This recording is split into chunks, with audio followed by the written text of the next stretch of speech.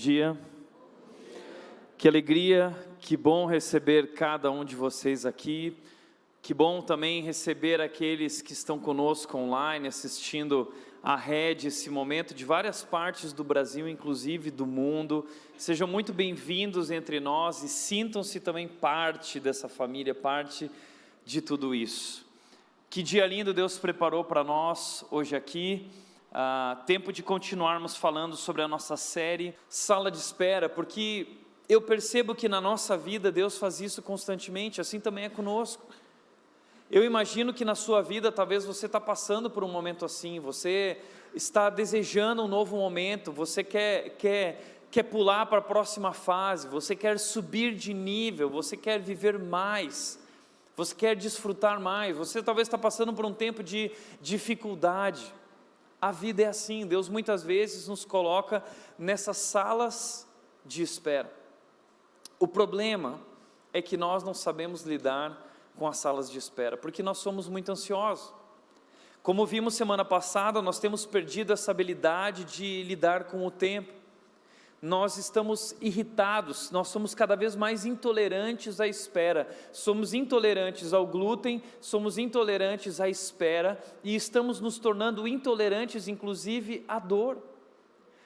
Nossa geração tem sido chamada como uma geração mimimi, porque tudo para nós dói demais, e daí tem surgido inúmeras síndromes, pessoas vivendo pânico, pessoas passando por depressão, ou seja, os índices estão aumentando de todas essas doenças e dificuldades. O que está acontecendo?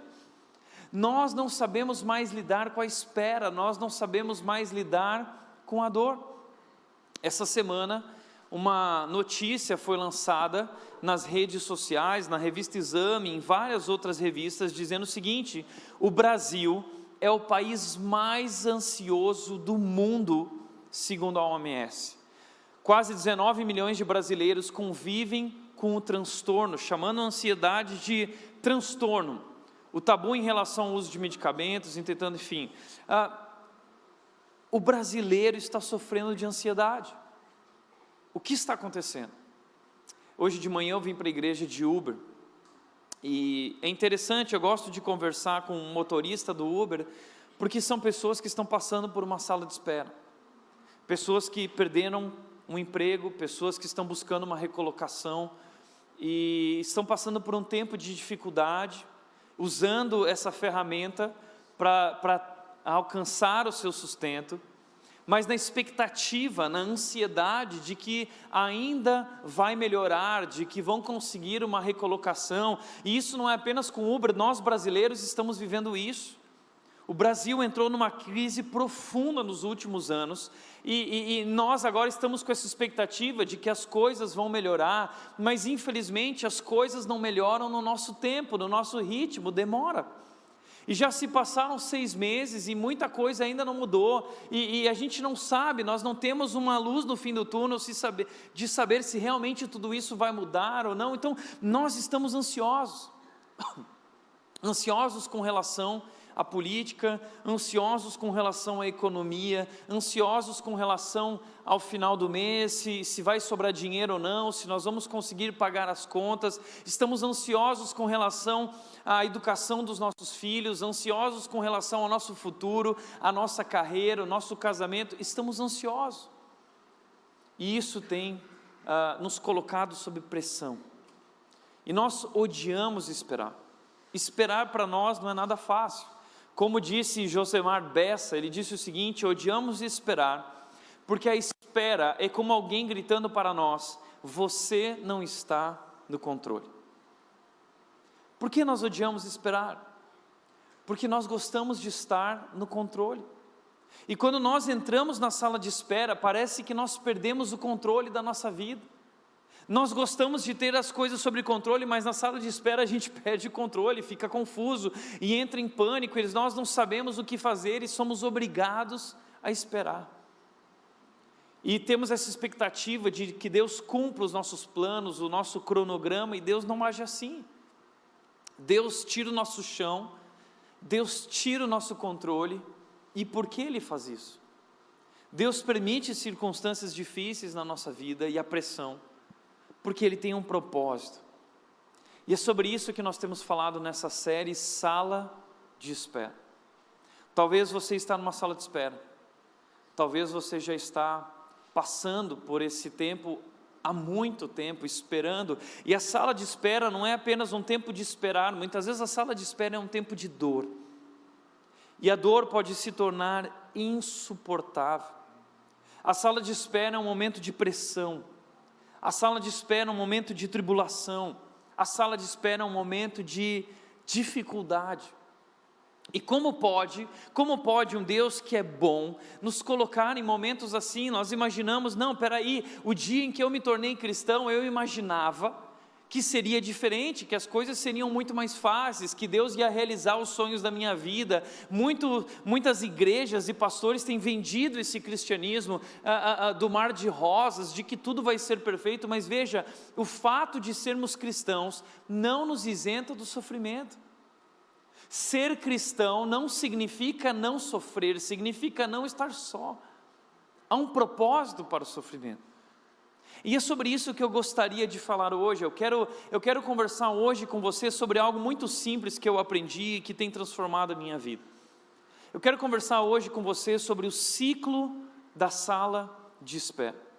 Quando nós estamos na sala de espera, nós estamos vivendo um ciclo nessa sala.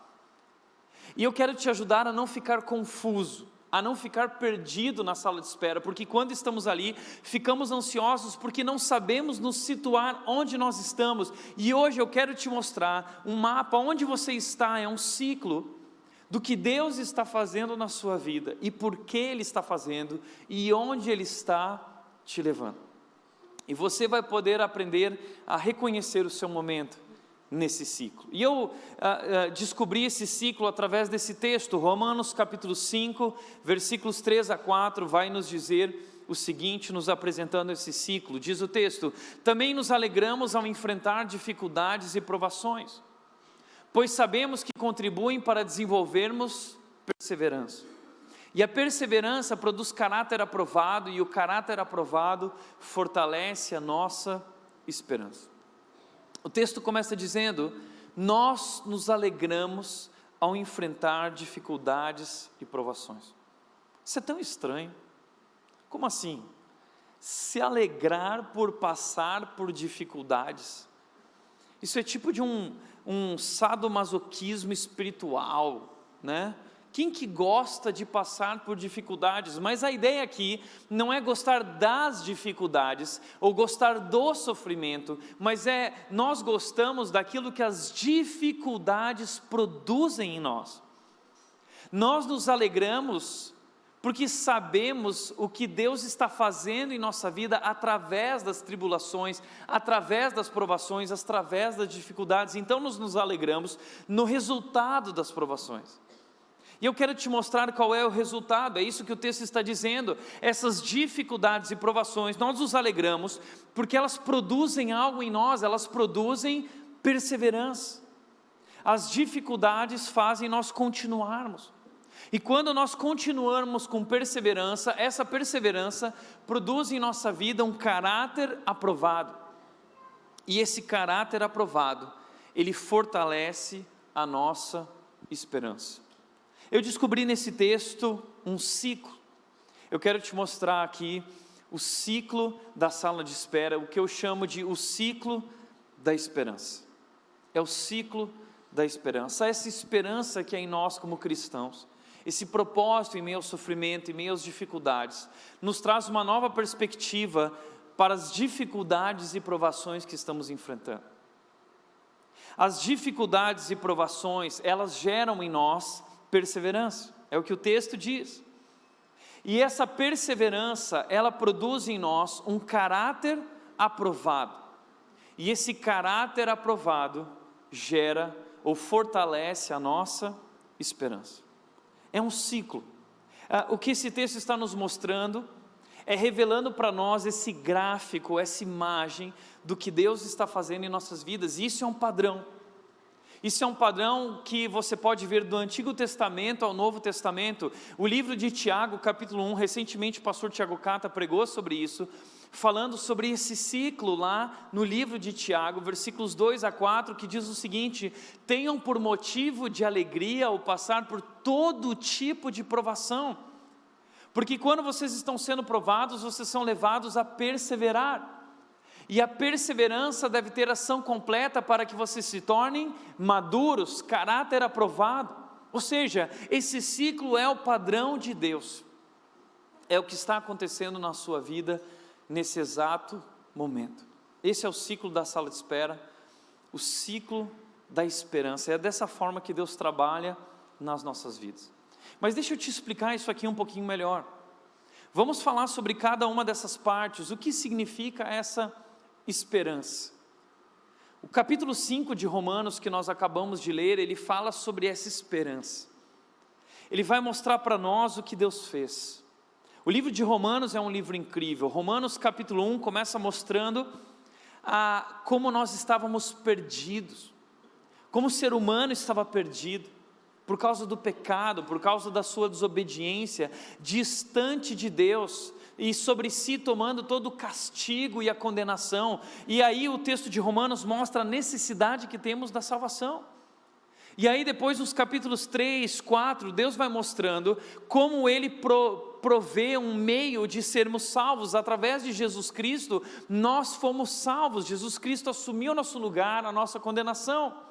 E no capítulo 5, então, Paulo começa a mostrar essa esperança que agora nós temos. Estávamos perdidos, tínhamos uma necessidade, Jesus Cristo supriu essa necessidade através do seu sacrifício na cruz, e agora nós temos uma nova esperança. A partir de agora, nós temos a salvação, a certeza da salvação.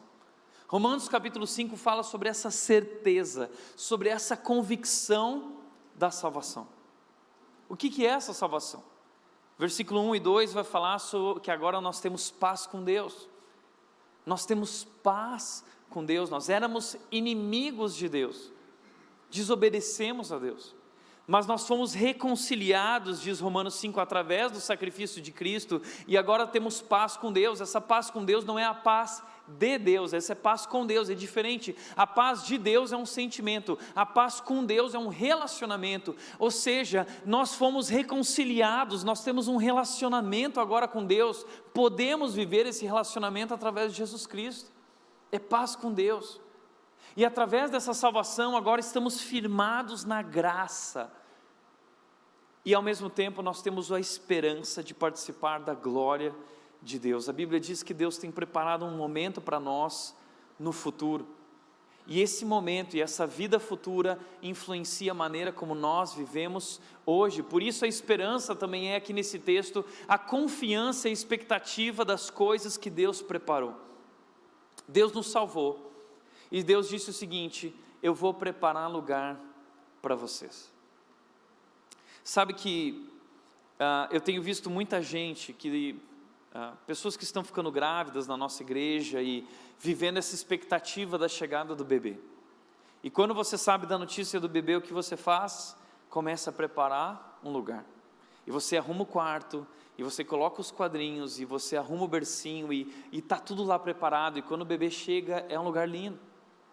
Da mesma forma é assim que Deus age conosco. Deus está preparando um lugar para nós, onde nós vamos viver com Ele lá no céu. Ele disse que foi preparar um lugar, e a Bíblia descreve esse lugar, dizendo que é um lugar maravilhoso, é diferente desse mundo, e a nossa esperança está nesse lugar, no futuro, naquilo que Deus fará, e nós vivemos hoje nessa confiança e expectativa dessas coisas que Deus está preparando para nós, e esse dia vai chegar, e Ele disse: eu venho em breve. E essa esperança da nossa salvação, da garantia que temos dessa salvação, porque essa salvação não depende do que eu faço, mas do que Jesus fez por mim. Ele fez e eu estou salvo, e nada pode mudar isso, e nada pode me afastar do amor de Deus, me separar do amor de Deus. Então eu vivo nessa expectativa, nessa confiança, nessa esperança, e essa esperança muda a maneira como eu lido com as dificuldades e provações. Traz uma nova perspectiva das provações e das dificuldades. Veja o que diz 1 Coríntios 15, 19, diz o seguinte: se a nossa esperança é apenas para esta vida, nós somos de todos os homens os mais infelizes. Isso não é verdade quando você vai num velório? É tão triste o momento do velório, o momento da morte, mas eu percebo uma diferença quando eu vou em um velório de pessoas que são cristãs e quando eu vou no velório de pessoas que não são cristãs, que não conhecem Jesus e a esperança que há em Jesus de salvação.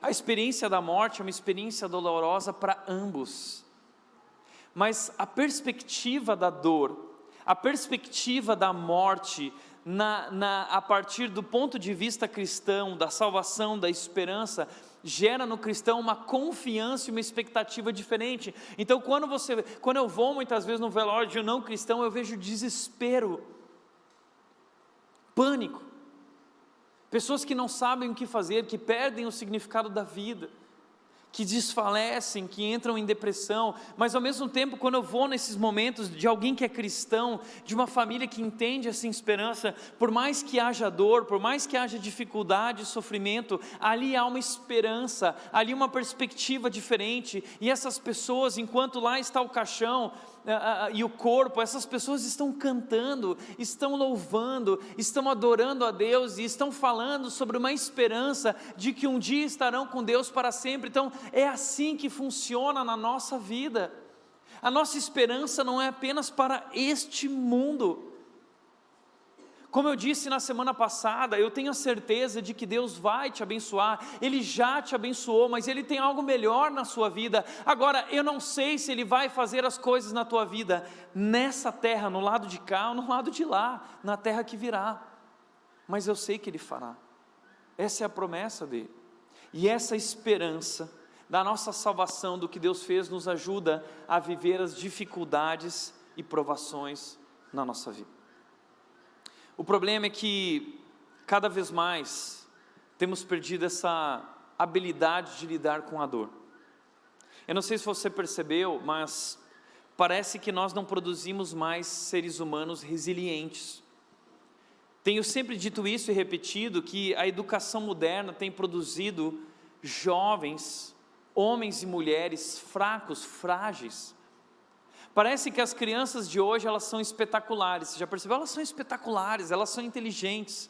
Olha só, né? Tão pequenininha, mas eles são espetaculares. Nós ficamos maravilhados com o conhecimento, com a desenvoltura, com a capacidade, com o talento, com as competências que eles têm. Mas ao mesmo tempo, eles são incríveis, mas eles são frágeis, emocionalmente frágeis. O mercado de trabalho tem encontrado dificuldade com essas gerações. Uma geração cristal que brilha em situações favoráveis, mas que quebra em momentos de pressão. É o que está acontecendo. Os pesquisadores já concluíram, a educação moderna tem produzido seres humanos que não sabem lidar com a pressão, que não sabem lidar com a dor. Eu sempre brinco contando que na minha época, quando eu me machucava, a minha mãe vinha com aquele potinho que era o cuspe do capeta, né? E era o metiolate, lembra do metiolate? E aí eu me machucava, e aí minha mãe já vinha com aquele potinho e passava no meu joelho, e aquilo ardia pra caramba, era terrível, e ficava aquele negócio laranja, e você não conseguia se mexer direito. Mas hoje o metiolate é incolor e indolor. Então isso tem produzido uma geração mais fraca. Imagina, vai machucar o joelhinho, né? Eu lembro que na minha época também eu era muito magro, minha mãe estava desesperada, não sabia o que fazer, e alguém falou, olha, existe um negócio que pode ajudá-lo, que é óleo de fígado de bacalhau, né? E aí era horrível, minha mãe vinha, e eu chamo isso de o vômito do capeta, né? Se você já tomou o óleo de fígado de bacalhau, é horrível. Minha mãe vinha com aquele óleo de fígado de bacalhau, e era horrível. Mas hoje o óleo de fígado de bacalhau é sabor chocolate, né? É sabor quick, né? Porque nós somos a geração quick, porque o quick faz o leite uma alegria, né? Hoje até o leite tem que nos fazer felizes, tudo tem que nos fazer felizes. Então nós vivemos essa geração pão de açúcar, o que me faz feliz, eu quero o que me faz feliz, e eu quero proteger o meu filho de tudo aquilo que não o faz feliz, e esse é um erro que nós cometemos, porque não é dessa maneira que ele vai ser feliz, porque você está privando ele do sofrimento e da dor, e a dor e o sofrimento nos ajudam a amadurecer, nos ajudam a crescer, a aprender. Eles são uma ferramenta poderosa de aprendizado, o sofrimento é pedagógico. E muitas vezes privamos os filhos disso, porque queremos que eles sejam felizes. Mas eles se tornam adultos, e eles não se tornam felizes, porque eles não sabem lidar com a própria vida, porque a vida traz dificuldade, porque a vida traz pressão. E veja, o fato de sermos cristãos, como eu disse, não nos isenta do sofrimento. Ser cristão não significa não sofrer, mas significa que não estamos só. Na vida cristã há um propósito para o sofrimento. Na vida cristã, um novo significado para as nossas dificuldades. Nós sabemos que Deus está presente conosco no momento da dor, no momento da dificuldade. Nós carregamos dentro de nós essa convicção de que tudo que acontece na nossa vida, cada sofrimento, cada decepção, toda dor e cada lágrima que eu derramo, Deus faz com que tudo isso coopere para o nosso bem. Deus age e trabalha para que tudo isso coopere para o bem na minha vida, não o bem de acordo com a minha perspectiva, mas o bem de acordo com o seu propósito. Deus tem um propósito, e Deus usa todas as coisas, soberanamente, esse Deus usa todas as coisas, para o seu propósito nas nossas vidas. Então a dor tem um significado, a dor ela tem um porquê.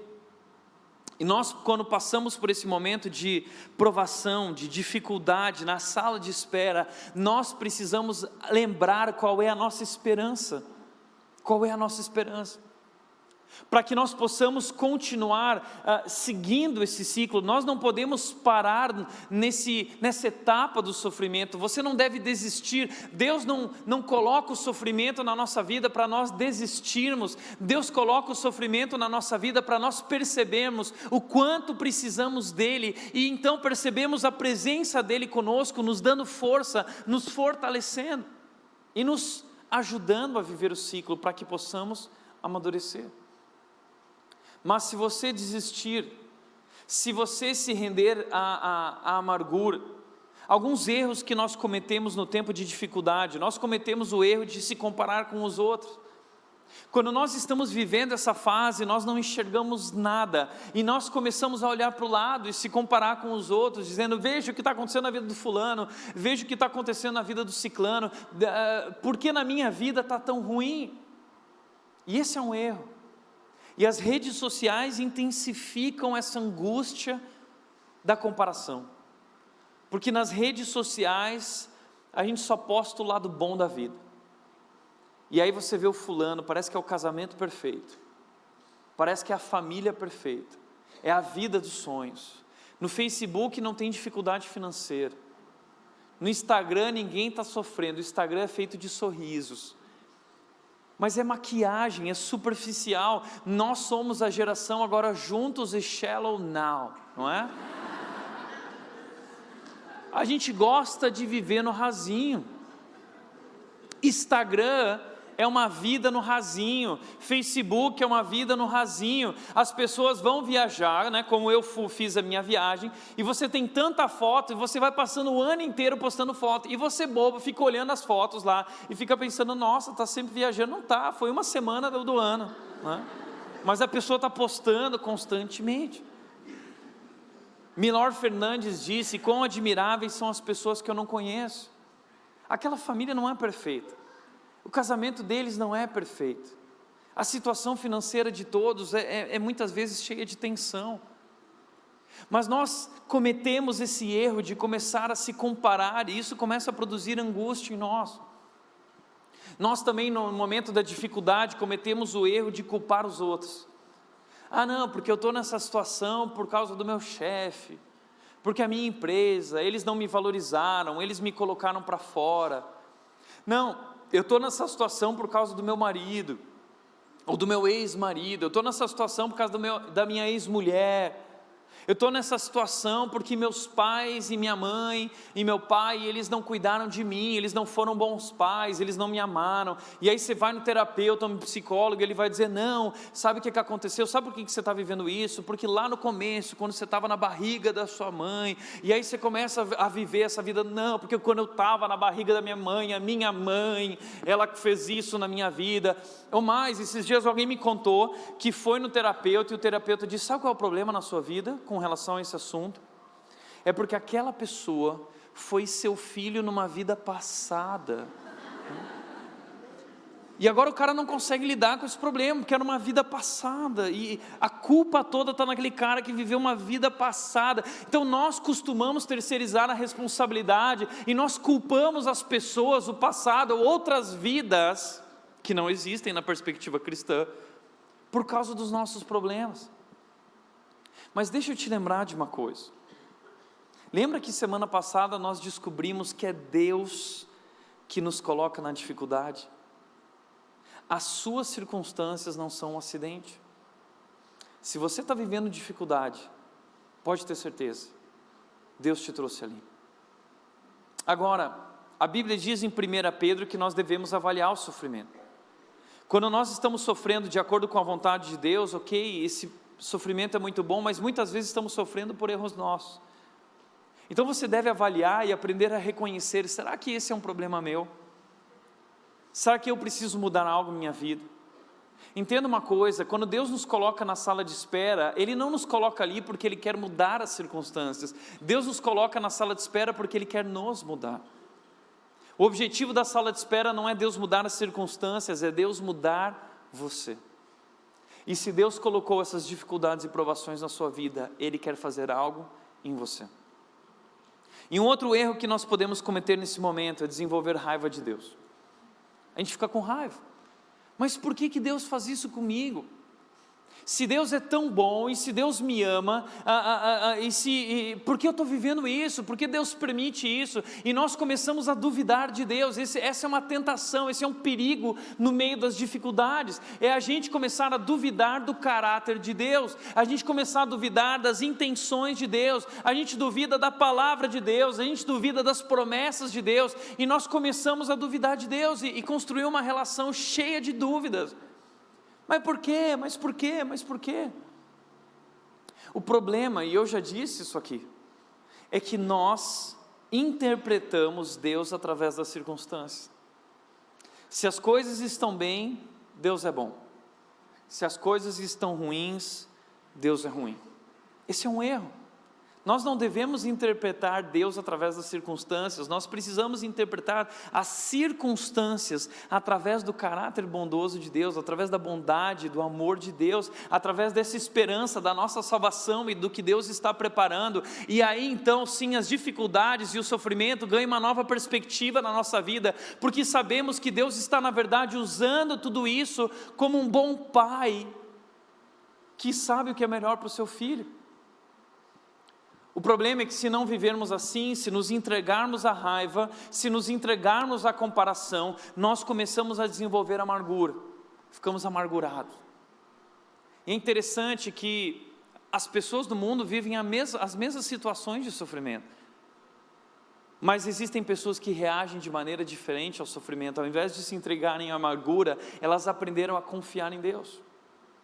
Todos nós sofremos. O que você está vivendo não é algo exclusivo seu.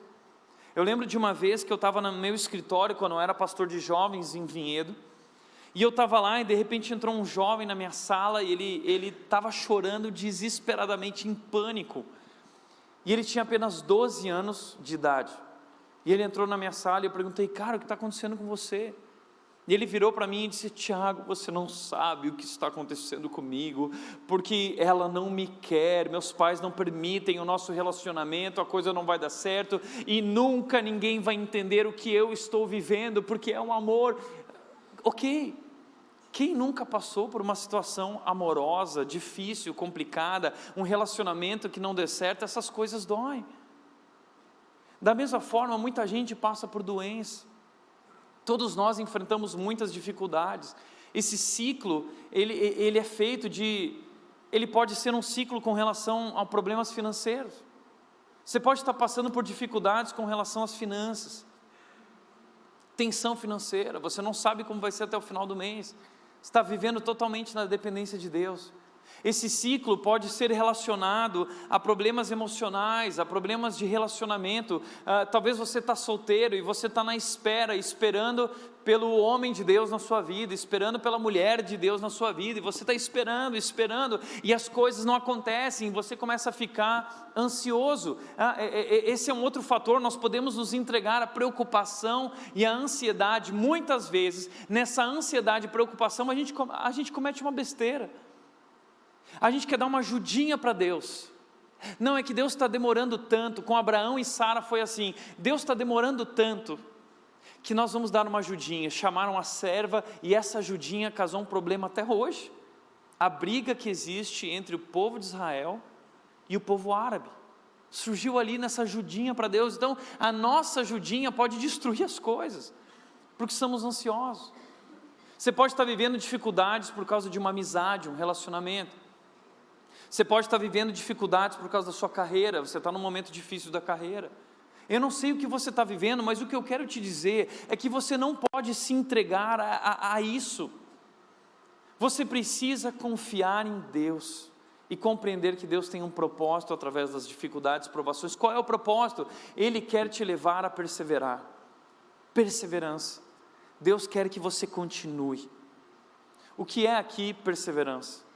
A palavra perseverança é uma palavra interessante, porque ela significa, literalmente aqui, a palavra upomones, que significa esperar firmemente. Estamos falando sobre sala de espera, e perseverança é isso, é estar na sala de espera, esperando firmemente, sem dúvidas. Alguns autores dizem que essa palavra significa uma paciência vitoriosa. Na sala de espera, Deus quer desenvolver em nós essa paciência vitoriosa. Sabe por quê? Aprender a esperar é um teste de maturidade. Fé, sabe o que é fé? Fé é saber esperar. Fé é saber esperar. É confiar pelo tempo de Deus e saber que Deus age no tempo certo.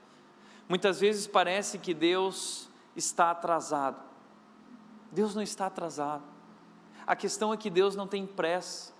Deus age no tempo certo, e na sala de espera Ele nos coloca para desenvolver em nós paciência vitoriosa, essa paciência firme. E a ideia aqui é de alguém que está sob pressão. A palavra dificuldades e provações aqui é a ideia de pressão, e aqui a palavra perseverança é essa habilidade de saber lidar com a pressão. É permanecer firme em meio à pressão. Muitas vezes nós estamos trabalhando, às vezes terça-feira é um momento em que nós reunimos a equipe da nossa igreja, o nosso staff, nossos funcionários, o pessoal que trabalha, nossos pastores e líderes, e nós estamos ali sentados, felizes com o que Deus está fazendo. E assim foi quando eu cheguei das férias. E nós sentamos ali e o pessoal começa a compartilhar, bom, tudo isso é muito legal, isso e aquilo, mas nós temos um problema aqui, e temos que resolver, e é um problema grande. Bom, e temos um problema aqui, e é um problema grande. E você já percebeu isso? Às vezes tem semanas que os problemas começam a chover em cima da gente, e tem que resolver isso, e tem que resolver aquilo, enquanto faz isso, e você não sabe nem por onde começa. E muitas vezes a minha vontade, no meio de uma reunião dessas, ou de uma semana dessas, é simplesmente gritar, eu não aguento mais, para o mundo, para tudo, eu desisto, eu não sei mais o que fazer. Mas então, no meio de todas essas notícias e problemas, eu simplesmente tomo a decisão de continuar. E eu vou dar um passo de cada vez. E eu não sei como vai ser, mas eu não vou desistir. E eu vou continuar. E quando nós damos um passo de cada vez e nós decidimos continuar, nós descobrimos algo incrível. Peraí, eu sou forte. Eu consigo porque Deus está comigo, e o poder de Deus atua na minha vida, E quando nós decidimos continuar e nós não nos entregamos à amargura, à ansiedade, ao desespero, à raiva, nós continuamos e nós vamos percebendo, peraí, existe algo sobrenatural acontecendo aqui, parece que alguém está me conduzindo, parece que alguém está junto comigo, sim, a presença de Deus está conosco, nos dando poder para enfrentar as dificuldades, e assim nós vamos perseverando, e um passo de cada vez nós vamos vencendo. Uau, é incrível essa experiência. E o problema é que quando nós estamos na sala de espera, a nossa tendência é se isolar, a nossa tendência é se retirar. Mas veja só, existem algumas coisas que podem te ajudar na perseverança. A perseverança é um tempo de devoção, é tempo de você buscar a Deus, é tempo de você se aproximar de Deus. Muitas vezes eu estou vivendo tudo bem, de repente vem dificuldade, aí sabe o que eu percebo? Deus está me chamando. Deus quer que eu esteja com Ele, Deus quer que eu experimente a presença dEle, porque muitas vezes só no sofrimento que a gente busca Ele. Então o tempo da sala de espera é um tempo de aguardar fielmente, firmemente, pacientemente, mas é tempo de eu me aproximar de Deus e rasgar o meu coração diante de Deus e construir uma relação mais profunda com Deus através da oração, através da meditação na palavra de Deus, do tempo a sós com Deus no meu dia a dia. Eu vou construindo uma nova relação com Deus através do sofrimento, eu passo para um outro nível nessa relação. Uma outra maneira de perseverar é através da comunhão, é estar junto, é não caminhar sozinho. A nossa tendência é se retirar quando nós estamos passando pela dor ou passando pelo sofrimento, mas você não deve se retirar, você precisa fazer parte de um grupo e caminhar junto com pessoas e ir além, encontrar encorajamento e amor nesse grupo. Eu sei que tem muita gente que gosta de assistir a rede online, talvez você, hoje eu não vou sair de casa, eu estou tão para baixo, eu não sei, eu vou ficar no meu sofá, eu vou assistir a rede aqui de casa, mas deixa eu te dizer uma coisa, é muito legal ter muita gente acompanhando a gente online, mas não é a mesma coisa que estar aqui, e experimentar esse tempo de comunhão, e cantar essas músicas juntos, e ver como Deus se revela, e ao mesmo tempo levantar e continuar. Existe algo especial que acontece aqui, e nós precisamos viver essa comunhão, e essa comunhão vai além daqui, essa comunhão vai para o pequeno grupo, e o pequeno grupo é um tempo em que nós compartilhamos nossas lutas, e muitas vezes eu vejo casais se libertando no pequeno grupo, porque estão vivendo lutas, e quando chegam no pequeno grupo descobrem que eles não estão vivendo sozinhos essas lutas, que outros casais também estão vivendo as mesmas lutas, então ali surge uma bela amizade, e apoio, e encorajamento. Essa é a experiência de igreja, e você precisa viver isso. Ao mesmo tempo que nos ajuda a perseverar, é a adoração. Eu não sei você, mas quando eu estou passando por um momento de dificuldade, eu gosto de ouvir algumas músicas. Eu passei por muitas dificuldades na minha história de vida até aqui, eu passei muitas vezes por esse ciclo, e tenho passado. E muitas vezes quando eu estava vivendo essa etapa das dificuldades e provações na área emocional, na área financeira, eu ia para o piano, e eu gosto de tocar piano, e eu sentava no piano, e eu ficava tocando e adorando a Deus. E sabe qual era a minha música preferida nesses momentos? Grande é o Senhor. E eu sentava no piano, e eu começava a tocar aquela música, Grande é o Senhor, e eu cantava, confiamos no teu infinito amor, pois só tu és o Deus eterno. E ali eu lavava a minha alma diante de Deus, adorando a Deus. A música tem esse poder de conectar-nos com Deus. A música tem esse poder sobrenatural e divino. E música é que nem cheiro, muitas vezes a gente sente um cheiro e lembra de algo da nossa vida. E música também é assim, as músicas têm essa capacidade de despertar lembranças na nossa vida. E nós lembramos, puxa, eu estou passando por isso, mas uma vez eu passei por isso, e aquela música então te encoraja naquele momento. Isso é tão especial, nós temos músicas de adoração que nos ajudam a vencer esses momentos de dificuldade, a perseverar. E quando nós perseveramos, o que acontece? A Bíblia diz então que nós temos agora um caráter aprovado. Caráter aprovado. Sabe o que esse ciclo é? Esse ciclo é um teste. Deus está testando o nosso cristianismo. Deus está testando como nós reagimos às crises. Sabe qual é o teste da fé e da maturidade na vida cristã? Como você reage às crises. Isso define como anda a sua fé. Isso define como anda o seu relacionamento com Deus. Portanto, se você é uma pessoa que quando vive dificuldades e provações se rende à angústia, à amargura, à comparação, às dúvidas, à ansiedade, isso significa um problema na sua fé. Talvez você ainda não compreendeu a esperança que nós temos em Cristo. Talvez você ainda não entendeu o Evangelho de Jesus. E Deus está te fazendo passar por isso, para acordar, para despertar você para esse relacionamento com Ele, para a verdade que você precisa entender e compreender na sua vida. C.S. Lewis, o escritor, ele disse o seguinte: a dor é o megafone de Deus para despertar um mundo adormecido. Deus usa a dor para nos despertar. Deus quer te despertar para esse relacionamento, para que você amadureça e desenvolva na sua vida um caráter aprovado. Essa palavra caráter aprovado aqui é muito interessante, porque ela traz a ideia ali no original de um metal que passa pelo fogo. Os ourives e pessoas que trabalham com metais, quando querem purificar o metal, eles colocam o metal sob fogo. E o fogo faz com que as impurezas subam para o topo do metal. E assim eles podem retirar as impurezas e esse metal se torna puro. A prata se torna pura, o ouro se torna puro. Esse é o processo com o metal. E esse é o processo com a nossa vida. Deus nos coloca sobre o fogo para que as impurezas, lembra que a gente viu semana passada, que na sala de espera vem à tona o que há no nosso coração, é isso, Deus está submetendo a nossa vida ao fogo, para que essas impurezas surjam, para que nós possamos retirá-las, para que Ele possa retirá-las e trabalhar, para que nos tornemos mais puros.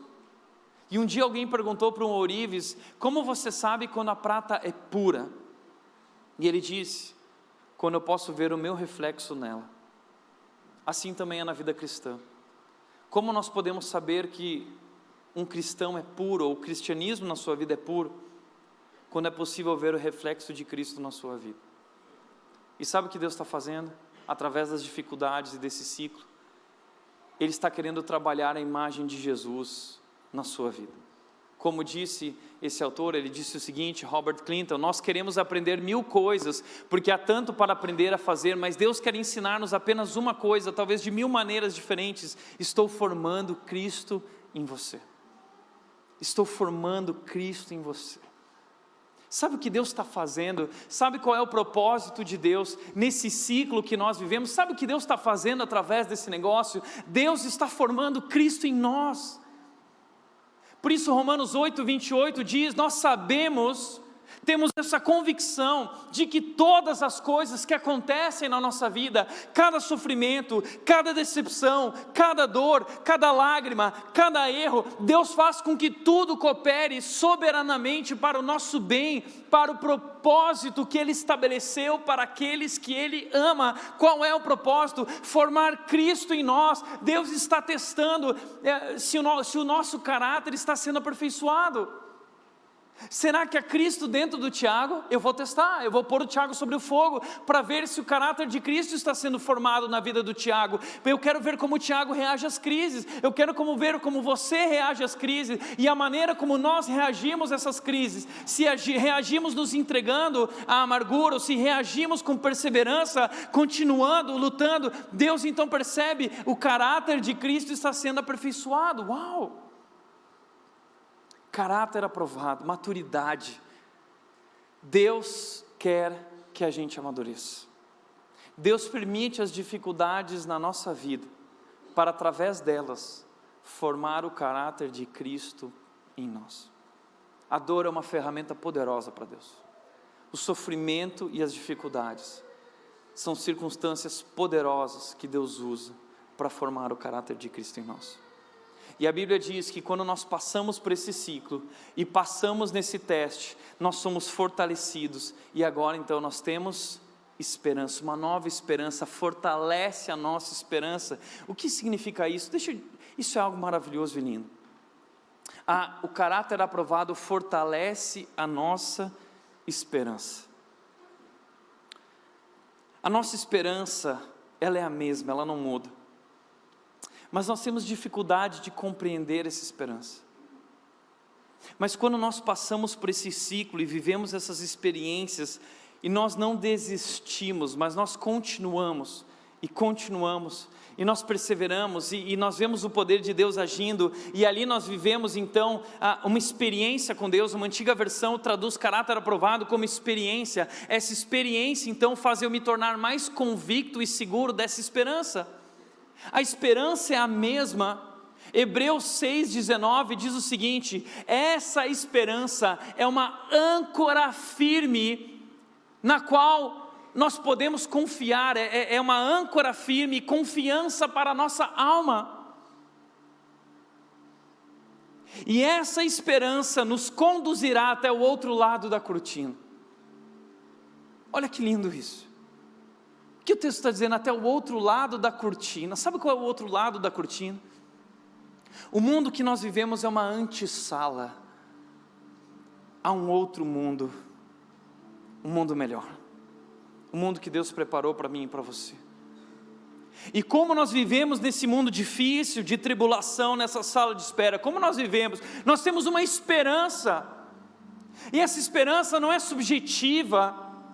Hebreus 6,19, essa esperança é uma âncora firme, é a confiança para a nossa alma, que nos conduzirá até o outro lado da cortina. E é através desse ciclo da esperança, que Deus vai fortalecendo a esperança na minha vida, a expectativa na minha vida, a confiança para a minha alma. A esperança está ali, mas eu vou me tornando, eu vou me revestindo dela, eu vou entendendo, peraí, agora eu entendo, eu venci com Cristo esse ciclo, e então o ciclo recomeça, e o ciclo continua, e ao longo da nossa vida e da nossa história, nós vamos vivendo esse ciclo todos os dias. Eu lembro vários momentos que eu vivi esse ciclo, vários momentos. Hoje de manhã, quando eu cheguei aqui na igreja, um filme passou na minha cabeça, na minha mente. E eu lembrei quando eu tinha 14 anos, aquele momento do encontro com Deus, do chamado para o ministério, quando Deus disse no meu ouvido, Ele disse: Tiago, eu tenho um grande plano para a sua vida, eu vou te usar grandemente. E naquele dia eu caí de joelhos e me rendi a esse Deus. Desde aquele dia minha vida mudou completamente, mas desde aquele dia eu enfrentei muitas dificuldades. Eu lembro que a primeira dificuldade que eu enfrentei foi me posicionar como cristão diante dos meus amigos, sofrendo pressão e perseguição por ser um cristão, sendo zoado e caçoado por ser um pastor, ou se dizer que um dia se tornaria um pastor. Mas diante de tudo aquilo eu decidi continuar. Eu não sei como vai ser, mas eu vou continuar, eu vou dar um passo de cada vez. E eu lembro do dia em que a minha igreja decidiu que queria me enviar para estudar teologia, e eu não tinha dinheiro. Eu queria estudar em São Paulo, saindo do Rio Grande do Sul, e eu não tinha dinheiro, e a mensalidade era muito cara, e a minha família não tinha dinheiro, e nós dobramos os joelhos como família, e nós oramos juntos: se Deus quer isso, Ele vai fazer isso, Ele vai suprir. E a nossa igreja nos abraçou, e eu lembro que 13 pessoas na igreja se levantaram e disseram: Tiago, nós vamos te sustentar nesse tempo de seminário, para que você possa estudar e se preparar para aquilo que Deus quer fazer na sua vida. E eu vivi o ciclo, e eu ia vivendo o ciclo, e eu perseverava um passo de cada vez, e essas experiências me mostravam: puxa, Deus está comigo, é isso mesmo, Ele me chamou, Ele me salvou, Ele tem um plano. E eu lembro que quando eu cheguei no seminário, eu enfrentei uma grande provação, sofri, passei por injustiças ali, momentos de muita dificuldade, tribulação. Eu já compartilhei isso aqui muitas vezes, e eu pensei em desistir várias vezes, mas eu lembrava do chamado e da minha esperança em Cristo Jesus, de que Deus é soberano, Ele é poderoso, e Ele está usando isso na minha vida para me fazer amadurecer. E eu continuava um passo de cada vez. E quando eu cheguei na cidade de Vinhedo, uma igreja que se chamava de Cemitério de Pastores, ali eu passei muita dificuldade nos meus primeiros anos de ministério. Pessoas que viravam para mim e diziam: Tiago, desiste desse negócio de ser pastor, isso não tem nada a ver com você, você não leva jeito para isso. Tiago, pula fora. Reuniões que eram feitas pelos pais no começo do meu ministério, quando eu pastoreava os filhos deles, dizendo: não é esse o líder que nós queremos para os nossos filhos. Aquele foi um tempo de luta, um tempo difícil, passando por tensões financeiras e dificuldades do começo da nossa história e da nossa vida. Até o dia que eu lembro, Deus começou a realizar os sonhos lá em Vinhedo. Nós construímos um ministério de jovens grande, e muitos jovens vinham, era algo incrível, a Lighthouse, o que Deus estava fazendo, algo parecido com o que Deus faz aqui na Rede, e eu estava vivendo o maior momento da minha vida, até que a liderança da igreja veio e disse: Tiago, nós vamos ter que parar com o seu trabalho, porque por algumas razões que haviam lá. E naquele momento, meu sonho, a minha vida desmoronou. E Deus me colocou no meio da dificuldade da provação, porque tudo que eu construí durante 11 anos em Vinhedo, de repente eu vi aquilo indo. E eu saí de férias, e eu lembro que eu fui para a praia, e a praia é o meu lugar de encontro com Deus. E ali na praia eu busquei a Deus, e eu dizia: a Deus, o que o Senhor está fazendo? Meus sonhos se foram, eu não entendo porque o Senhor me trouxe até aqui. E nesse momento Deus falou comigo dizendo: Tiago, fica de joelhos. Eu lembro que eu fiquei de joelhos e eu disse: Deus, e agora, o que eu devo fazer? Ele disse: não, só fica de joelhos. Eu quero que você lembre que eu sou o dono da sua vida, e eu sei o que eu estou fazendo na sua vida, e o que eu vou fazer a partir de agora. Eu preciso que você se renda a mim novamente. E eu lembro que depois dali surgiu um nome na minha vida, uma cidade chamada Indaiatuba. E hoje, quando eu estava chegando aqui, eu vi essa igreja, o que Deus tem feito em nossas vidas, e eu percebi o ciclo, eu passei o ciclo, e Deus tinha algo maravilhoso preparado, e a minha esperança se fortaleceu. Eu tenho a convicção, e eu entrei aqui, e eu vi essa música, e eu vi os voluntários, e eu vi uma pessoa chegou até mim e disse com alegria, com a camisa da Rede, ela veio e disse: Tiago, hoje é meu primeiro dia servindo na Rede, cheia de alegria. E aquilo me desmoronou, e eu fui para o canto, orando e agradecendo a Deus, dizendo: Deus, obrigado. É o ciclo da esperança. Deus está trabalhando na nossa vida, e temos novos desafios como igreja pela frente, mas sabe, eu não temo, eu não duvido de Deus. Sabe por quê? Porque eu já vivi esse ciclo muitas vezes, e eu sei que o nosso Deus é poderoso para cumprir fielmente aquilo que Ele nos prometeu, aquilo que Ele disse em Sua palavra, e Ele disse que nossas vidas estão em Suas mãos, e assim através desse ciclo, nossa vida vai se fortalecendo. E veja só o que o texto continua dizendo: e essa esperança não nos decepcionará. Essa esperança não nos decepcionará, pois sabemos o quanto Deus nos ama. Não duvide do amor de Deus. Ele faz, Ele permite tudo isso, mas Ele te ama. Tiago, como eu posso saber que Deus me ama? Como eu posso saber que Deus me ama, Tiago? Que amor é esse? Como eu posso ter certeza, como você tem certeza? Sabe como? Eu quero te mostrar algo lindo nesse texto. O amor de Deus, ele é um fato histórico, ele é demonstrado na história. O texto diz: Cristo veio na hora certa e morreu por nós pecadores. É um fato histórico, o amor de Deus foi demonstrado na história. A cruz de Jesus Cristo é Deus gritando e dizendo: eu amo você. O amor de Deus foi demonstrado na história, é um fato.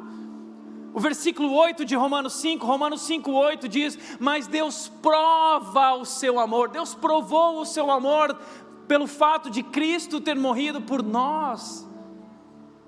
Mas deixa eu te falar, esse amor não é só demonstrado na história, esse amor também, diz o texto, Ele nos deu o Espírito Santo para nos encher o coração com o seu amor. Sabe o que isso significa?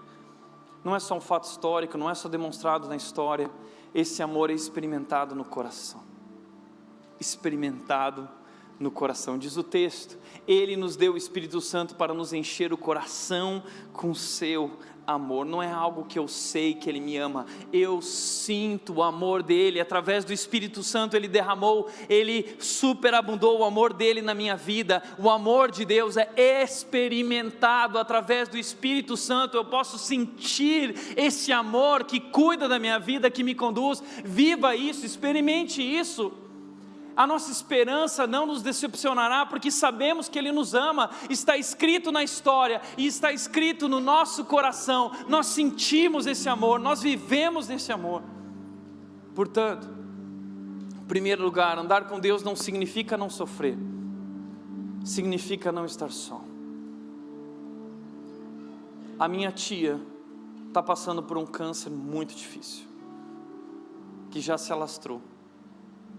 E como é difícil passar por um momento assim de muita dor. Talvez você está vivendo isso, passando por um tempo de dor, de doença. Talvez você já passou e você sabe o que é isso. A dor profunda, uma dor insuportável. E às vezes, como é ruim ouvir as pessoas dizendo para você: confia. Deixa eu te dizer uma coisa, eu sinto muito se você está passando por essa dor insuportável. Mas tudo que eu posso dizer para você é: Deus está com você. Deus está presente na dor. Deus está com você em cada parte do processo, do ciclo. Deus está com você. E essa deve ser a esperança que você precisa se agarrar. Agarre-se a essa esperança, que é a âncora firme da nossa alma. Ele. Segundo lugar, Deus permite dificuldades para, através delas, formar o caráter de Cristo em nós. E terceiro, aprender a esperar é um teste de maturidade. Fé é saber esperar. O ciclo da esperança. Deus está trabalhando em você. Amém? Feche os olhos.